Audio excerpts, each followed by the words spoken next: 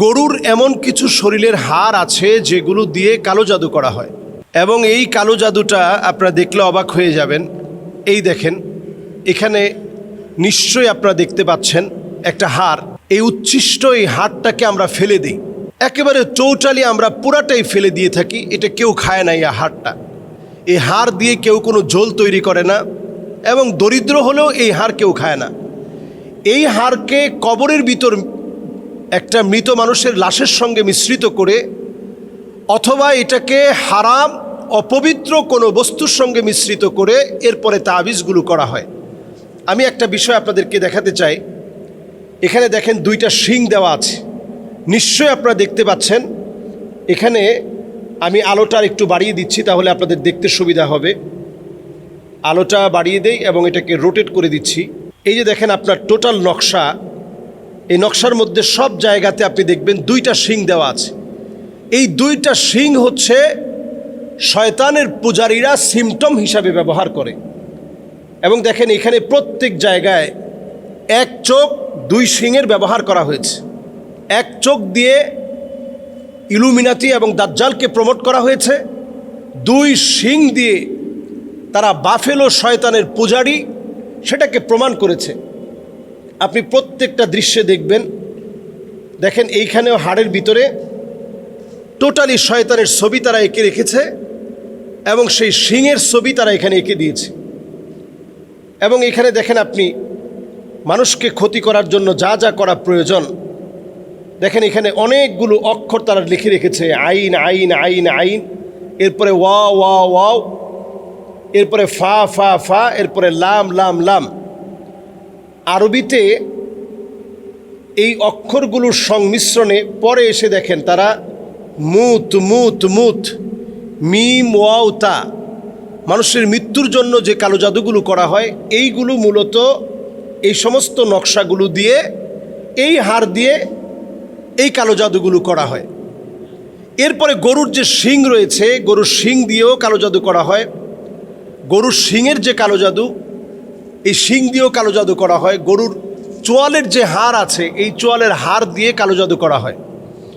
এজন্য এই সময়টাতে, বিশেষ করে কোরবানির এই সময়টাতে, আপনি যখনই কারো বাড়িতে দাওয়াত খেতে যাবেন, অত্যন্ত সতর্কতার সাথে আপনি খানা খাবেন।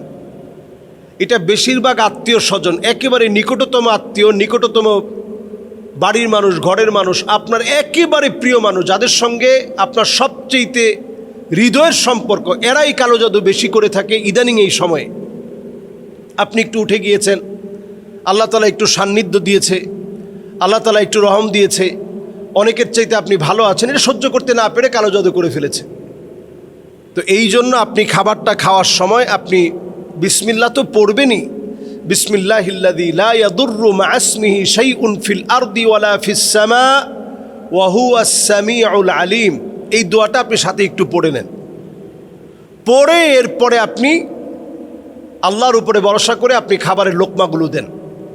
নবীজি সাল্লাল্লাহু আলাইহি সাল্লাম যদি 6 মাস কালো জাদুতে আক্রান্ত হতে পারে, নবীজি যদি শারীরিকভাবে শক্তি হারিয়ে ফেলতে পারে, তাহলে চিন্তা করেন আমি আপনি কে? তো লাবিদ বিন আসামের মতো দুষ্ট ইহুদি দুরাচারী তাবিজ করে নবীজি সাল্লাল্লাহু আলাইহি সাল্লামের এত বড় ক্ষতি করেছিলেন, যেই কালো জাদুর কারণে নবীজি সাল্লাল্লাহু আলাইহি সাল্লাম দুর্বল হয়ে পড়েছিলেন। সূরা ফালাক, সূরা নাস নাজিল করে আল্লাহ রাব্বুল আলামিন সেটার মহা ঔষধ দিয়েছিলেন। সুতরাং কোরবানির এই সময়ে এই হাড়গুলো থেকে আমরা সাবধান। যে হাড়টা বিশেষ করে আমরা দেখিয়েছি, এটা আপনার হাতের নাগালে যদি কোথাও আপনি পেয়ে যান, যে কবরের আশেপাশে অথবা রাস্তাঘাটে পড়ে আছে, আপনি আপনার নিজের মতো করে এটা বাড়ি এনে বিসমিল্লাহ বলে এটার মাঝখান দিয়ে ছিদ্র করে দিবেন, বিসমিল্লাহ বলে। অথবা আপনি বিসমিল্লাহ বিসমিল্লাহ বিসমিল্লাহ 21 বার পড়ে আপনি এটাকে পুড়িয়ে ফেলবেন, যাতে করে আপনার নিজেরও কোনো ক্ষতি না হয়, এটা দিয়ে যেন অন্য কারো কোনো ক্ষতি করতে না পারে। আমরা মরক্কে গিয়েছিলাম এই বছর। মরক্কে আমি দেখেছি প্রায় কবরের মধ্যেই, আমরা সেখানে অনেক বড় বড় পুরাতন কবরস্থান দেখিয়েছি, যেখানে এই পৃথিবীর অনেক বড় বড় শাসকরা শুয়ে আছেন। তারেক বিন জিয়াদ সহ পৃথিবী বিজেতা অনেক ব্যক্তিরা শুয়ে আছেন। এমন কবরস্থানগুলোর পাশেই ছোট ছোট নতুন কবর, সেখানে দেখা যাচ্ছে যে এখান থেকে মাটি উপড়ে নেওয়া হয়েছে শুধু কালো জাদু করার জন্য। এজন্য কালো জাদুটা বড় ভয়ঙ্কর।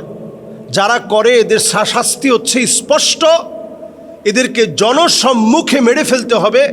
নবীজির হাদিস হচ্ছে, নবীজি বলছেন হাদ্দুস সাহিরি দরবাতুন বিসাইফ, যারা এই জাতীয় কর্মকাণ্ড করবে তাদের শাস্তি হচ্ছে মৃত্যুদণ্ড। সুতরাং আমরা এই বর্তমান সময়ে এই জাতীয় কর্মকাণ্ড করতেছে এরকম হাতে নাতে আমরা ধরতে পারছি না। বাংলাদেশের হয়তো রাষ্ট্রীয় আইনে এটার কোনো বিচার নেই, বিচারিক প্রক্রিয়া এটার ব্যাপারে থাকা উচিত, কারণ অসংখ্য মানুষ এই ব্ল্যাক ম্যাজিকের কারণে ক্ষতিগ্রস্ত হচ্ছে। সুতরাং এই কোরবানির সময় কোরবানির যে হাড়গুলো অব্যবহৃত, যেগুলো কেউ ব্যবহার করছে না, যেগুলো আসলে আমরা খাই না, যেগুলো আমরা ফেলে দেই, এইগুলো নিয়ে অনেক সময় কালো জাদু করা হয়। আরেকটি বিষয় সতর্ক থাকা, জিন যেন আপনার ক্ষতি করতে না পারে। একটি দোয়াই আপনার জন্য যথেষ্ট। এই দোয়াটা পড়লে জিন আপনার কোনো ক্ষতি করতে পারবে না। দোয়াটা হচ্ছে লা ইলাহা ইল্লাল্লাহু ওয়াহদাহু লা শারীকা লাহ লাহুল মুলকু ওয়া লাহুল হামদ ইউহয়ী ওয়া ইউমীত ওয়া হুয়া আলা কুল্লি শাইইন কাদির। এই দোয়াটা আপনি শেখার চেষ্টা করেন। আপনারা এটা ভিডিওটা থেকে আপনারা মুখস্থ করে নেবেন, অথবা আপনারা গুগলে সার্চ করে আপনারা এই দোয়াটা লিখে নেবেন। এই দোয়াটা পড়লে জিন আপনার কোনো ক্ষতি করতে পারবে না। প্রতিদিন ঘুমানোর সময় আয়াতুল কুরসি পড়ে ঘুমান। হাড় কাটা কিংবা হাড় জাতীয় কোনো বস্তুর উপরে পানি ঢেলে দিবেন না। ময়লার ডাস্টবিনটা যদি আপনারা ফালান, সেই ডাস্টবিনে ফেলার সময় আপনারা খেয়াল রাখবেন পানিকে মিশ্রণ ঘটাবেন না। এটার মধ্যেই যখন তারা ওই হাড়ের মধ্যে হাড় দিবে, হাড়ের মধ্যে যখন হাত দিবে, তখন আল্লাহ তাআলা তাকে রিজিক দান করে দিবেন। কাজেই আমরা এটার মধ্যে পানি দিব না, কাটার মধ্যে আমরা পানি দিব না। এগুলোর ভিতরে যখন আপনি পানি ঢেলে দেন, তখন জিনেরা আর এই খাবারটা খেতে পারে না, তখন তারা ক্ষতি করার চেষ্টা করে।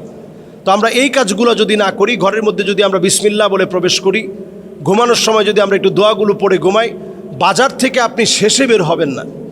যদি আপনি হাঁটার সময় পিছন থেকে কোনো ডাক শোনেন, আপনি পিছনের দিকে রাত্রিকালীন সময়ে যদি ফিরতেই হয়, আপনি বিসমিল্লাহ বলে পিছনে আপনি মাথাটা ঘুরাবেন এবং লা হাওলা ওয়ালা কুওয়াতা ইল্লা বিল্লাহ পড়বেন। যদি অনাকাঙ্ক্ষিত কোনো কিছু দেখে ফেলেন, তাহলে লা হাওলা ওয়ালা কুওয়াতা ইল্লা বিল্লাহ পড়বেন, সে আপনার কোনো ক্ষতি করতে পারবে না ইনশাআল্লাহ। আমরা কোরবানির সময় বিশেষভাবে সতর্ক থাকি, কারণ সবাই এই সময়ে খাবার দাবার, আরেকজনের বাড়িতে যাওয়া, নিজে মেহমান হওয়া, এই বিষয়গুলো আমরা অনেক সময় খুব আনন্দ চিত্তে এগুলো আমরা গ্রহণ করি, পরে নানাবিধ ক্ষতির কারণ হয়ে আমাদের জন্য দাঁড়ায়। আমরা ইনশাআল্লাহ এটা বোঝার চেষ্টা করি। আল্লাহ তাআলা আমাদেরকে তৌফিক দান করুক। আসসালামু আলাইকুম ওয়া রাহমাতুল্লাহি ওয়া বারাকাতুহু।